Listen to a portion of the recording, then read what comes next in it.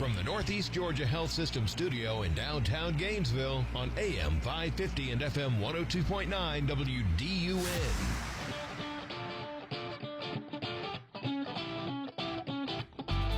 If there's one thing that I would like the American people to understand, it's that oil and natural gas and climate progress are not mutually exclusive. You can have both, and we've shown that in the United States. As the U.S. has become the world leader in oil and natural gas production, we have also become the world leader in emissions reduction. So we have reduced emissions over the last 2 decades more than any other country in the world because of the oil and natural gas produced in this country. It is the Martha Zoller Show. Joni's going to be with us in just a few minutes again, and we're going to have phone calls and text messages and all kinds of fun things because you guys are lit up this morning, and we love that. But joining me right now is Ann Bradbury. She's the CEO of the American Exploration and Production Council, which is the National Trade Association for America's leading independent oil and natural gas companies.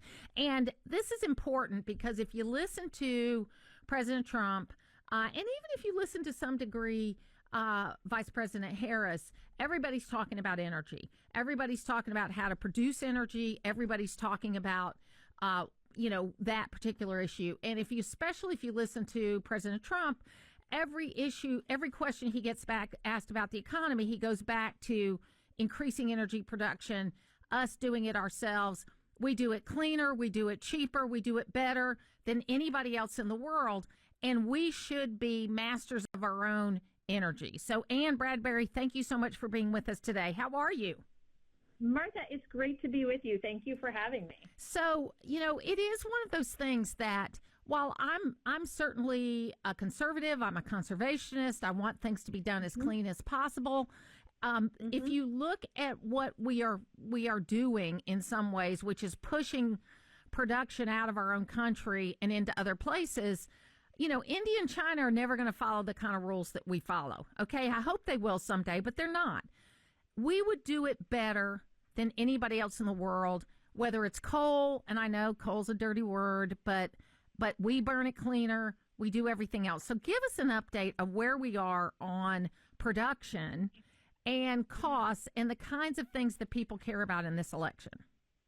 Yeah, you're asking such an important question, Martha. So first, the United States is currently the world leader in production of both oil and natural gas. And that's because over the last 20 years, we've had this incredible energy revolution where we've gone from being dependent on foreign sources of energy to being largely energy independent. And that has brought tremendous benefits to our country. It's kept energy prices low and stable. It has contributed to geopolitical stability in the world, and it has led to us reducing our emissions in this country more than any other country in the world. So it's something we should be incredibly, incredibly proud of. And the energy production of today is really the result of energy policies of the last several administrations going back decades, because energy is not turned on and off with the flip of a switch. It takes months and years of good policy in order to support the production levels that we're seeing today. And so we're really at an inflection point in this election about where are we going to go? Are we going to double down on some of the really questionable policies that we've seen the last 4 years, which has increase the price of production and put forward some really unworkable regulatory policies that are, really just going to empower energy producers like Russia, Iran, and Venezuela? Or are we going to support a more deregulated energy agenda that still, again, allows us to produce energy among the cleanest in the world, but allows us to really continue our production as the world leader? Yeah, and I look at certain things as being national security issues. I think oil production is national security issues, and I don't even think we've replenished the oil reserves that were brought down by the Biden administration. So we're compromised there, number one. Number two, I think that there are other things that we ought to make here first. I mean, I think we learned from COVID, and I know this isn't your area of expertise, but we learned there ought to be certain things that we make here. There ought to be certain basics that no matter what, we make them here. Because if there's a crisis, if there's a national security problem, we need to know that we have the resources that we need. Now, in Georgia, we just recently, in the last year, opened up nuclear power for the first time in the United States, in a very long time.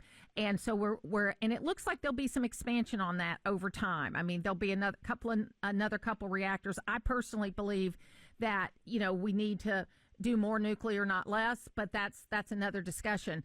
But I also believe that, fossil fuels have gotten a really bad rap, and that we have got to make sure that we have.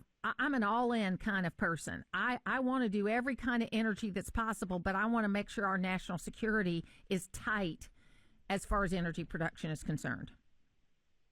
Absolutely. So world energy demand is only going up. To your point, we are going to need all sources of energy moving forward to ensure that our energy remains both affordable but also reliable. So it is projected that the world's going to increase demand for oil by 23% by 2050 and by 41% for natural gas by 2050. And the question is, where is this energy coming from? Is it going to come from here in the United States, where we produce it better than anyone in the world? Or is it going to come from places like Russia, Iran, and Venezuela, who would be very, very happy to displace American energy production to both themselves and to our allies around the world? Now, early voting, obviously, we're in the throes of early voting. We've got another week. Our final day of early voting is this Friday. Why do you think it is that voters are taking energy into account in this election? Sure. So far and away, the most important issue to voters is the economy. It's actually more important now than at any point in the last 20 years. And the second most important point is national security. And energy is fundamental to both of those issues. To have a strong economy, to reduce inflation, we need low energy prices. To bring jobs back home, to reshore manufacturing, we need low energy prices here at home. And to help our allies around the world, we need to be able to export our surplus energy so that our allies in Europe and around the world can also benefit on the clean and reliable energy that we produce here. So it is a more sort of an issue that is getting a lot more focus than it has in the past, but with good reason, because it is fundamental to all of the important issues that voters care about today. Now, most of your companies, because you're with the leading independent oil and natural gas companies, are in Appalachia, Ohio, Pennsylvania, or in the Southwest. But obviously what you do impacts everybody throughout the country. I feel like a lot of times that particular industry gets dissed, for lack of a better word, by some of the more elite people in this society. These are important jobs that are done on every level. They're also good paying jobs that are done on every level. Talk a little bit about the job market and what you all do. Absolutely. So we are incredibly proud of our workforce and the jobs that we're able to provide. So first of all, the upstream industry alone provides over 3 million jobs all over the country. But we also pay an incredibly high wage. And, it's one of the few industries where people with a high school diploma can make a family sustaining wage. It's quite common for a lot of our workers with, only a high school diploma to make well into the six figures all over the country. And so we're incredibly proud of the jobs that we provide to folks, all over this country.